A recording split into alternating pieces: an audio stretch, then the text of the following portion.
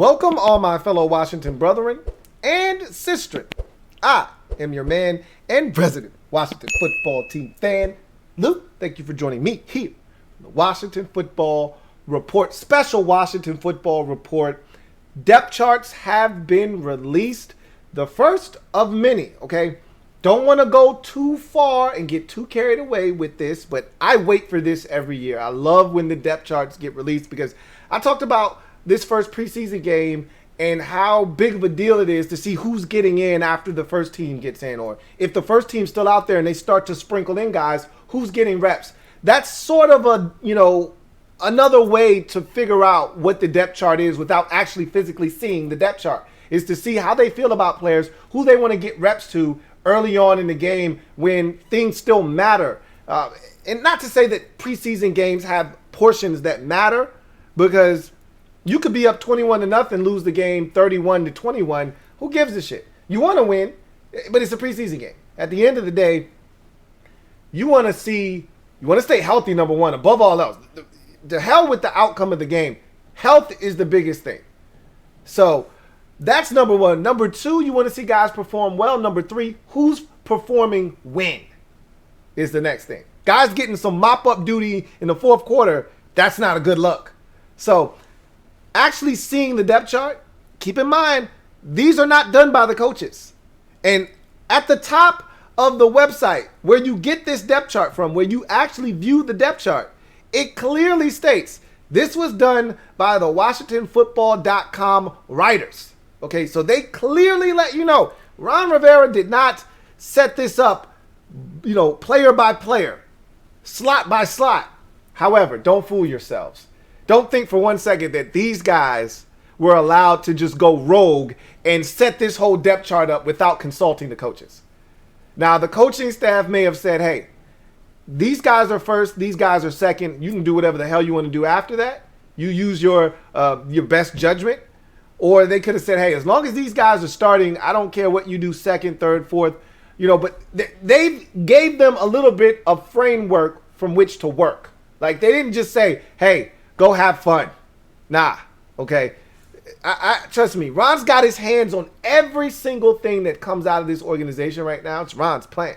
Ron's plan. Don't think for one second he's going to allow this depth chart to come out and not have a say-so in this thing either. So, with that said, let's take a look. I am excited. Let's take a look at the first of many 2021 Washington football team depth charts, and we start on the offensive side of the football. And so let's start at the quarterback position. We know what this is, and I don't expect this to change whatsoever.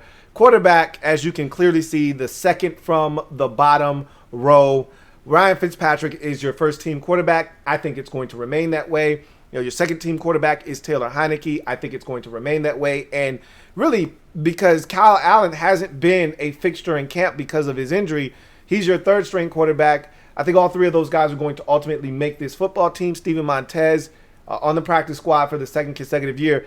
At some point, they have to acknowledge that Steven Montez isn't good enough to play quarterback in this league, and they have to actually get a guy on the practice squad that they want to continue to develop. He can continue to hold that role because we got three quarterbacks. If we only had two quarterbacks, they'd have to do something. But there's no rush. You got three quarterbacks on this team. You like all three of them, so you can continue to develop Steven Montez, even though I think they're wasting their time there. I think he's more of a Taysom Hill type than he is a quarterback, but that's nor here nor there.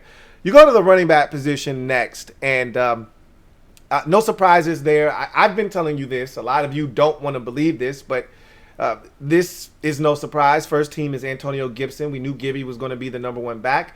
There's no debates there.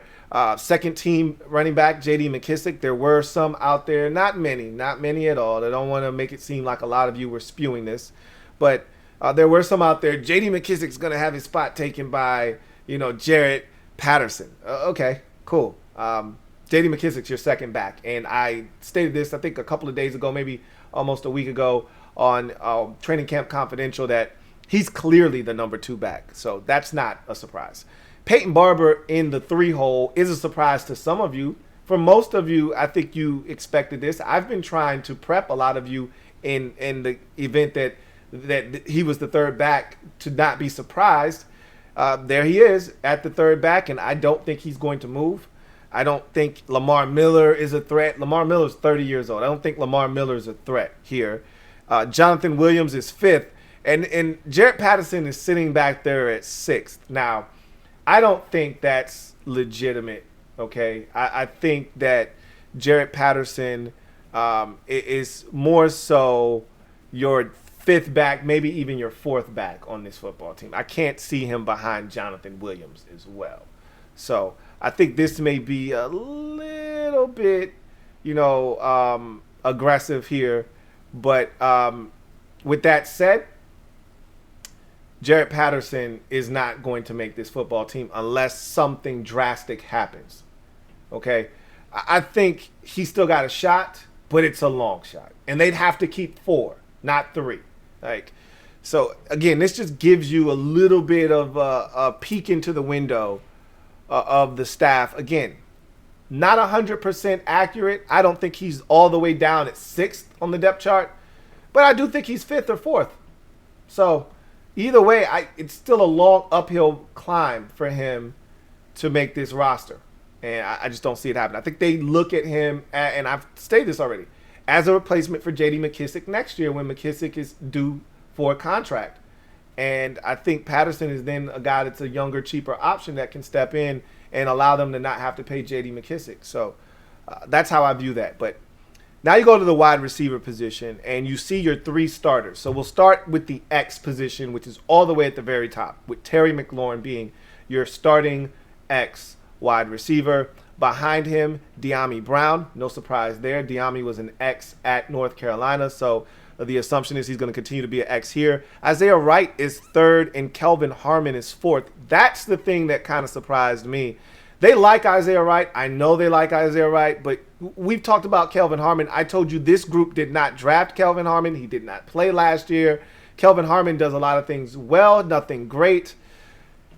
4th on the depth chart is a little bit rough. But again, it's the first one. Don't panic. Don't overreact. But if they're keeping 6 and you look at the other 2, it's hard to imagine Kelvin Harmon cracking the 53-man roster. They're keeping 6. Even if they're keeping 7. I mean, let's take a look at the other wide receiver position, the Z, which is right above quarterback, where you have Curtis Samuel starting as your Z wide receiver. That's your number 2. Cam Sims is behind him. Antonio Gandy-Golden is after Cam Sims as a 3rd-string wide receiver.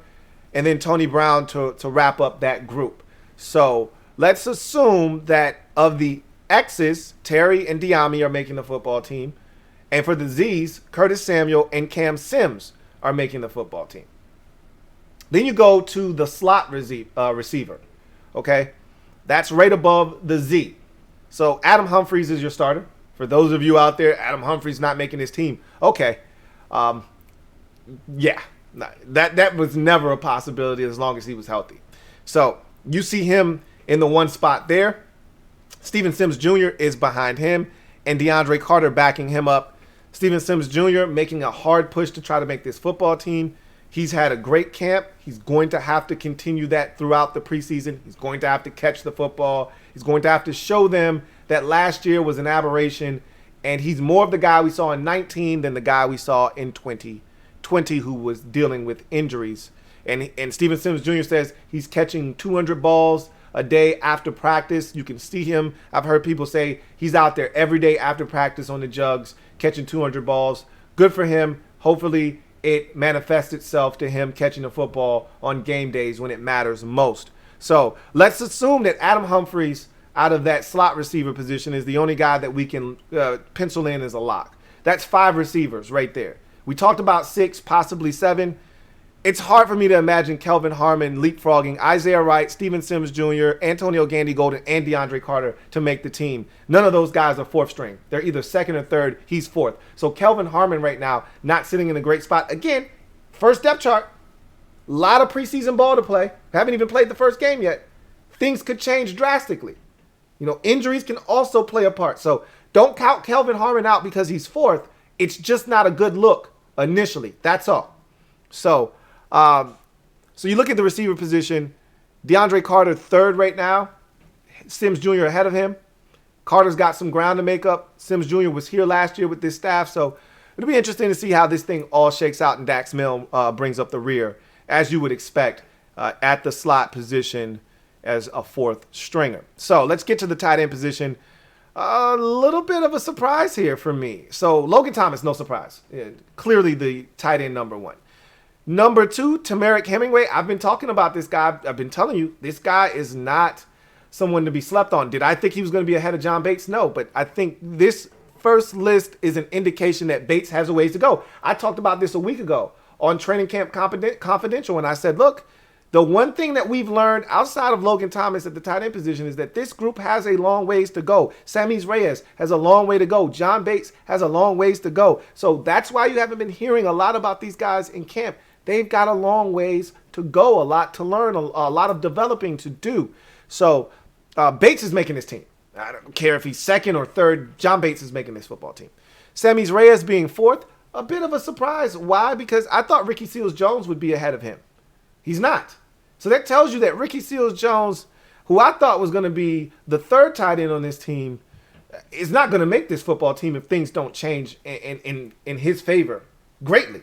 So that's something that was a bit of a surprise to me, Ricky Seals-Jones being fifth on the depth chart, and then Nick Guggemos, your sixth tight end, he doesn't stand a chance. So right now, what this looks like to me is Logan Thomas, clear number one. John Bates still for me going to be on this team, whether he's the second or third tight end. I think where the real action comes in is Tamarick Hemingway going to do enough to hold off Sammy Reyes and Ricky Seals-Jones? Right now, the overwhelming answer, because he's sitting there as your second tight end, is yes.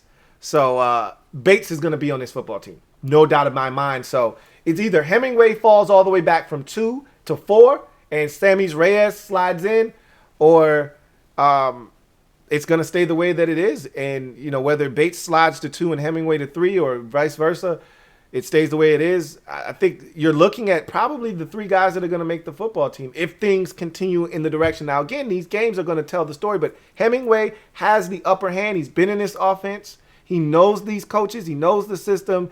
And Ron Rivera is very familiar with Tamarick Hemingway. They like his ability to move around. He moved around last year when he was on this roster. So that, to me, is a bit of a surprise. We'll see how that continues to develop as these games take place. So let's get to the offensive line now. No surprises. I've been telling you guys about the offensive line in camp, and I told you that right now it's really 4 positions locked up, 1 up for grabs, and I think that guy is pretty much putting a stranglehold on it as we speak in Samuel Cosmi at right tackle. So the offensive line goes as follows on the first team. Charles Leno Jr. at left tackle, Wes Schweitzer at left guard, Chase Roulier at center, Brandon Sheriff at right guard, and Samuel Cosmi at right tackle. No surprises there. That's what we've been talking about all training camp long. So I told you Sam Cosmi at right tackle, to me, is the one position up for grabs, and I honestly don't think it's really up for grabs at this point. Unless Samuel Cosmi wets the bed in these preseason games, he'll be your starting right tackle come week 1, September 12th, against the Los Angeles Chargers. There was supposed to be a left guard battle. What left guard battle? Wes Schweitzer has pretty much locked that thing up. And again, barring some kind of catastrophe, Schweitzer showed what he could do last year. I don't see anybody unseating him. Second team offensive line, Cornelius Lucas at left tackle, Eric Flowers at left guard, Tyler Lawson at center, Sadiq Charles at right guard, Sadiq Charles at right tackle. The biggest 2 takeaways for me there, Sadiq Charles at both right guard and right tackle. We talked about that in his versatility, and I told you that's the thing that's going to land him not only on the roster but on the active game day roster most Sundays, is because this guy can play 4 out of the 5 offensive line positions, including both left tackle and left guard. But he's the backup at both right guard and right tackle, so that's interesting. But the biggest surprise is Tyler Larson ahead of Keith Ishmael, a guy that was on the roster that they drafted last year, apparently not playing as good a ball as Tyler Lawson. And so that's interesting there in itself. And then you get to the third string offensive line. I don't really need to get too deep into this because most of those guys aren't going to make the football team. I think they're going to keep 10 like they did last year. If they're keeping 10, You got your starting 5, Cornelius Lucas, Eric Flowers, Tyler Lawson, Sadiq Charles. That's 9 right there. And then you're going to probably keep David Sharp as your 10th offensive lineman. I don't really see Ben Bolshaw. Keith Ishmael could be on the practice squad again. And Wes Martin, same thing. David Steinmetz, practice squad. All these guys are practice squad type of guys. So we'll see what happens there. So that's the offense in a nutshell. No major surprises, but a couple of curveballs, you know. Tamarick Hemingway, second tight end. Ricky Seals-Jones all the way at 5, curveball. Jarrett Patterson, your 6th running back. I think that's a little bit, over the top. More like maybe 5th or 4th, but still down the depth chart, okay? And Kelvin Harmon, 4th, all the way 4th at the X. Whoa, that's a little bit off-putting if you're Kelvin Harmon. If you're a Kelvin Harmon fan out there, not looking good for the kid. That is for sure. So we go from there to the defensive side of the football, where it should be a lot more cut and dry. This shouldn't be as complicated as the offense, and it shouldn't be as many curveballs. So let's take a look at the defensive line first. We'll start with the defensive end, where you'll find Chase Young. And at the other defensive end, Montez Sweat. No surprises there. As a matter of fact, let's just take the defensive line all together. Young, Payne, Allen, Sweat. Okay? No surprises there. Second team, James Smith-Williams behind Chase Young. No surprise there. Tim Settle behind Daron Payne. No surprise there. Matt Ioannidis behind Jonathan Allen. No surprise there. Casey Toohill behind Montez Sweat. For the time being, no surprise there. We've talked about Casey Toohill getting most of the reps with the second team. So no surprises with those first 8 guys. They're all right now, to me, in the driver's seat to make the football team. Toohill, I think, has to fight off William Bradley King. But I think of the other guys, you go to the third string. We don't need to talk about the fourth string guys on the defensive line. But you look at the third string, Shaka Toney, Devereaux Lawrence, David Botta, and William Bradley King. Of those 4, William Bradley King is the one making the most noise and the one that has the greatest chance to unseat Casey Toohill. So keep an eye on William Bradley King in the preseason. He's a guy that has a legitimate shot at cracking this roster with some of the noise that he's been making in the preseason. If that transfers over into the game and Casey Toohill isn't making any noise, we could see a switch there where William Bradley King is able to unseat Casey Toohill. So that's something to keep an eye on as we get into these preseason games. Not looking good for Shaka Toney right now. I was really, really high on him coming out of Penn State. And he hasn't made any noise, and he hasn't been healthy recently, so he's not making a strong case to make this football team. Again, a lot of time left, 3 preseason games, and a ton of practice in between, so don't want to count anybody out, but it's not looking good for him. Let's get to the linebacker positions now. So we start with our 3 linebackers. Again, no surprises here. Like I told you, the defensive side should be a little bit more cut and dry than the offensive side. So you have Cole Holcomb starting at one outside linebacker position, Jamin Davis at middle linebacker, John Bostic at the other outside linebacker position. So your next 3 are interesting. Jarrett Norris as an outside linebacker behind Cole Holcomb. He usually never plays linebacker on the field. Khaleke Hudson is your backup middle linebacker. That's interesting because we've seen Khaleke Hudson as a outside linebacker, not a middle linebacker. So that's interesting that they have him backing up Jamin Davis. And then John Bostic's backup is Justin Phillips. I've heard of Justin Phillips in camp. He's been making some plays, but I thought Jordan Kuznick was a guy that might have an opportunity. He's third string behind Justin Phillips. So that's interesting. But again, these can be shuffled with performances in these preseason games. But as it stands right now, Phillips is getting the nod over Jordan Kuznick. And then David Mayo is a guy that we just assumed, okay, they brought him here from New York. He was with Ron in Carolina. He's probably going to make the football team. He's sitting there at third string right now. Now, again, first depth chart doesn't mean much. Things are subject to change. He could easily walk his way into the second team. Hudson could slide over, take Justin Phillips' spot as an outside backer. Mayo could slide right into that backup middle linebacker position, and they keep it moving. That could easily happen. But as of now, Mayo's your third string backer at the middle linebacker position, and on the outside looking in, they're probably only going to keep 7 linebackers. And if they get into a pinch, they'll keep 6. If they want to trim off fat somewhere, they'll trim it off at linebacker, because normally you keep your core special teamers either at linebacker or safety. Those are the 2 positions. Linebacker, safety, corner, tight end are usually the positions where you keep a core special teamer, extra guy.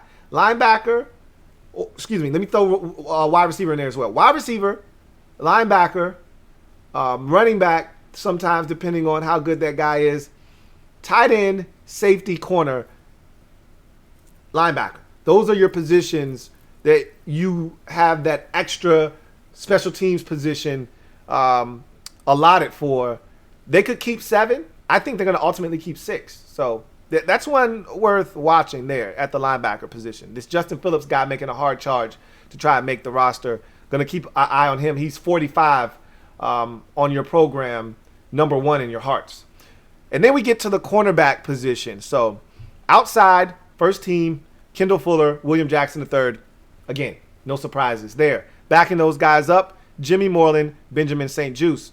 Not a surprise there. Jimmy Moreland took the reps. I talked about that already. Jimmy Moreland took the reps at practice today with no William Jackson III and Benjamin St-Juste getting reps on the opposite side. Jimmy Moreland took the reps when Kendall Fuller kicked inside to the nickel. So not a surprise. I'm just happy that Jimmy's getting some reps outside. I like my Jimmy outside with the big boys, not inside. And then third string, Danny Johnson and Troy Apke. Really interesting that Troy Apke is third on the depth chart there. Not Torrey McTyer, who everybody keeps talking about. Not Darryl Roberts. Not Greg Stroman. But Troy Apke. Like Trap. So that's interesting. I think you're staring at the 6 guys that would make the football team if they decided to keep 6 corners because of Apke's ability to play special teams. I think you're staring at the 6 guys that they're going to keep. Pretty much everybody that was here last year, and then you just add in Jackson and St-Juste.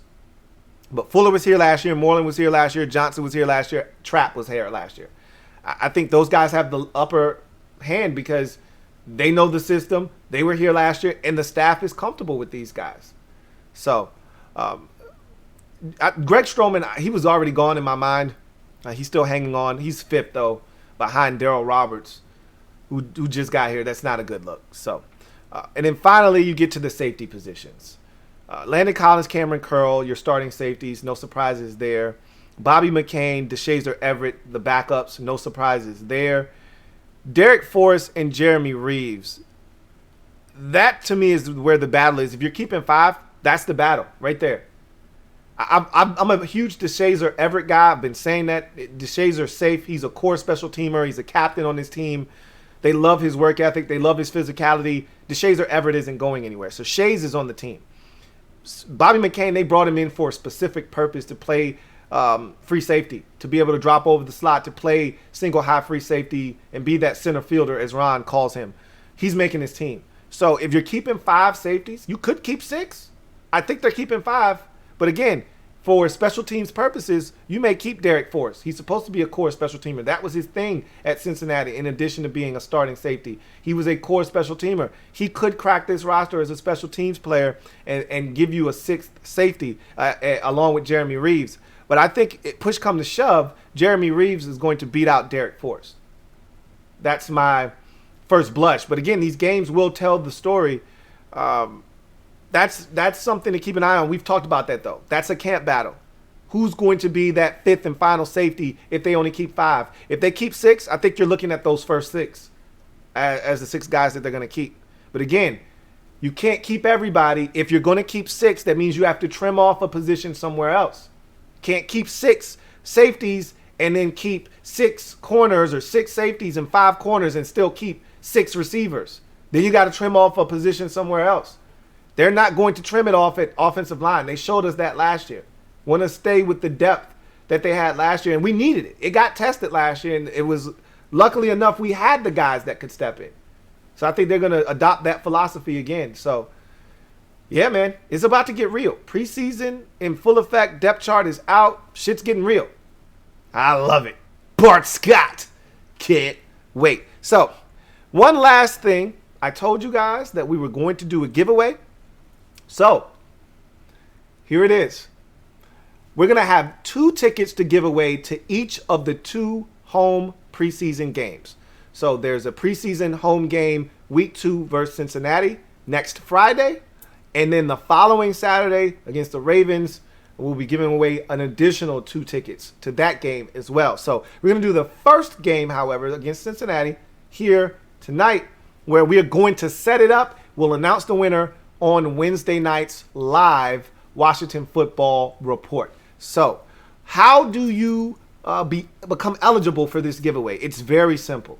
Number 1, be a member of the Mob Squad. Okay? That's the first prerequisite. Be a member of the Mob Squad. All right? Number 2, you're going to leave a comment in this video's comment section. Not the video tomorrow. Not a video from last week. Not yesterday's video. Not Wednesday's video. This video. You're going to leave a comment in the comment section of this video. Don't leave me a message on IG or Twitter. This video. Comment section of this video. Okay? And you're going to state 2 things. If you're a member of the Mob Squad, then you have a username. I need that Mob Squad username to be able to cross-reference that you actually, in fact, are a member of the Mob Squad. So you're going to leave your Mob Squad username and your email, because if you win this drawing, that's how you're going to get the tickets. I'm going to transfer them to you. So I need your Mob Squad username and email in the comment section of this video to make you eligible. Got to be a member of the Mob Squad in order to have a username. Okay? So, that is the prerequisite. Mob Squad name and an email. So, and I'm going to double check, just so you know. So, you can't take somebody else's Mob Squad name and use it as your own, because I'm going to send you a message on, when you win, I'm going to send you a message on the Mob Squad with a password, and you got to give it back to me in order for me to verify that that is in fact you. So don't try to be slick here, okay? We're going to do a live drawing on Wednesday night to determine the winner of the 2 tickets. And these are great seats. I can't stress this enough. The person that donated these tickets to the Louie T Network, fantastic gesture. First-rate guy. Can't thank him enough. He's a season ticket holder. Couldn't make it to the games and said, you know what? I'll make good use of these tickets. I can't go. You take these. Says do whatever you want with them. I wish I could give him more credit. He doesn't want it. He's a selfless guy. Love him to death. In any event, you guys are going to be sitting pretty. You're going to be sitting in the 100 section, 6 rows up. Okay? These are great seats. Go ahead and get in. Can't say your man Louie T's never done anything for the fan. All right. 2 tickets to this one, 2 tickets to the Ravens game. We're going to do the first drawing on Wednesday for this Bengals preseason game number 2. So those are the instructions. They're very clear, concise. They're not hard to follow. If you want to win, or at least have a chance, follow the directions. They're clear as day. So with that said, I am going to go ahead and glide to the side and allow you guys to get back to whatever it was you were doing before I interrupted you. Pay me no mind. But once again, I am a Washington fan, etched in burgundy and gold. My Washington spirit will never die. Washington spirit will never fold until we meet again. Hail to our beloved Washington football team. I'm so excited about this first preseason game. This depth chart just has me even more excited. I'm chomping at the bit to see the burgundy and gold hit the field. Should be a ton of fun. Leave your comments in the comment section. In addition to, if you're trying to get into the sweepstakes and the giveaway for the 2 free tickets, leave your comments in the comment section about this depth chart. How do you feel about it? Do you think there's some mistakes here? Again, it's just the first depth chart. Nothing's etched in stone here. But any surprises for you? Anything that kind of knocked your socks off? Any curveballs you took a swing at and missed by looking at this depth chart? I'd love to hear about it. That's going to do it for me, your man Louie T. Get off the bench and get in the game and kick it with me, your man Louie T. Until next time, I'm signing off. You guys Have a good one. And remember, subscribe to the Louie T Network for more great content if you haven't already done so. Turn on your notification bell if you don't already have that turned on. Turn it on so you don't miss a thing. And lastly, hit the like button. It helps this channel, not only this video, this channel out exponentially. Till next time, you guys, take care. LouieTeeNetwork.